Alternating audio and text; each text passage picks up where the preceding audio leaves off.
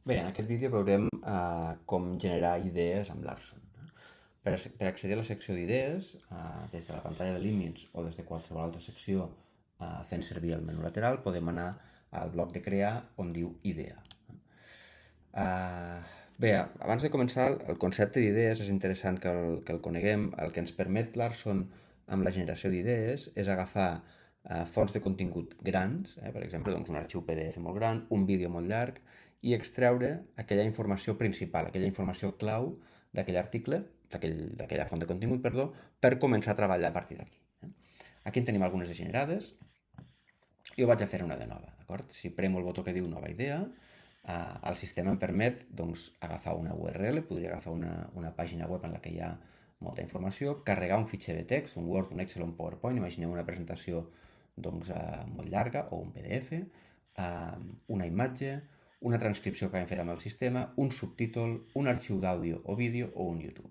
Jo penjaré un PDF i per tant doncs, clicaré aquí, li diré següent i arrossegaré doncs, aquest PDF que m'he descarregat, que és la memòria anual de bon preu de l'any 2020. Són doncs, 118 pàgines, com podeu veure aquí, doncs, bé, doncs plenes de text i d'imatges i molta informació. Doncs jo arrossegaré aquest arxiu, el sistema el carregarà, li direm següent, li donarem un nom de la tasca,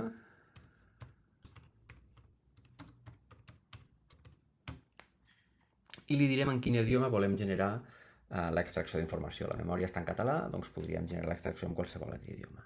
Jo la deixaré en català, premerem generar i el sistema es posarà a treballar. Pot ser que trigui una mica, doncs perquè és un document molt llarg. De totes maneres, jo aquest ja l'he processat abans, podem entrar-hi, i aquí el que veurem que ha fet el sistema és, primer, ens ha donat 4 propostes de titulars.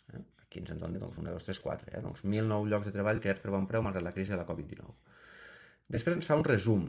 Totes aquestes 100 i escaig pàgines ens ha explicat aquí amb un paràgraf curt, per si volem veure de què tracta el document abans d'analitzar-lo més a fons, doncs ha generat aquest resum. I després, el més interessant, és que ens dona els diferents punts clau del document. Tots aquests. A partir d'aquí podem fer dues coses. O llegim aquests punts clau, tornem al document inicial i manualment doncs, comencem a treballar en això perquè ja sabem de què tracta, sabem doncs, quins són aquests punts clau, o bé li diem, no, mira, és que a mi aquest m'interessa, aquest m'interessa, aquest m'interessa i aquest m'interessa, mira, he acabat el que havíem fet, i vull que em generis un article.